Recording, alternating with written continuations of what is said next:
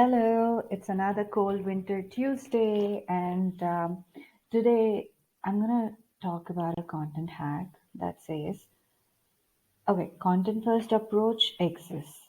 I also believe in it, but how do we create websites using this approach? And most often people begin with creating beautiful visual appearances, the visual language, the what we call design is first created, and then they hire a content writer, and then the writer is expected to write within it. But if you believe in the content first approach, it's always that you begin with the story and then you build your characters, and you go ahead and do the makeup and costume, right? So step one is always to define that story. It's not about creating those boxes within the wireframe and saying, now you go fill in some words into it. It's in fact the other way around.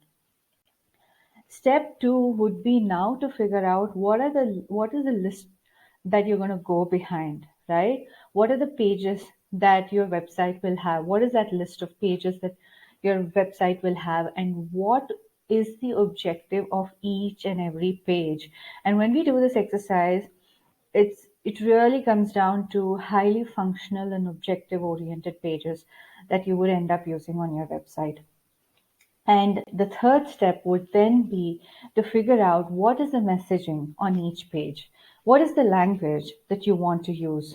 And this brand messaging comes together beautifully when we know what the page has to deliver for your brand, right? So here's where you think about the style, tone, voice, accentuations, vocabulary. What are the negative words that you want to avoid?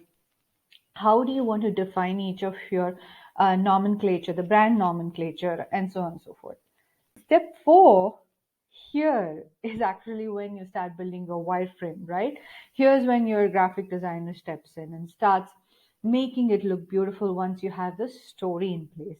So here's where when you'll get your wireframe, and then you'll ask your user experience UX designer to start thinking through that story and articulating it in terms of the visual language that they have in mind. Step five would be all your supportive assets.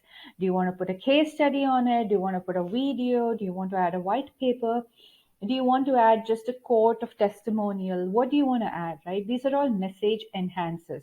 So there is one fundamental message, and you use all these assets to enhance that message. And after this comes your step six, which is your branding element, would be all your branding elements, your color palette, visuals, the font, typeface. What are those little icons that you're going to use? Do you have a mascot? Then how are you going to emote that mascot across different pages? All these things would come in step six, right? So these six steps will help you build a website using content first approach. And I'll come back another Tuesday with another content hack coming from Story Scientist.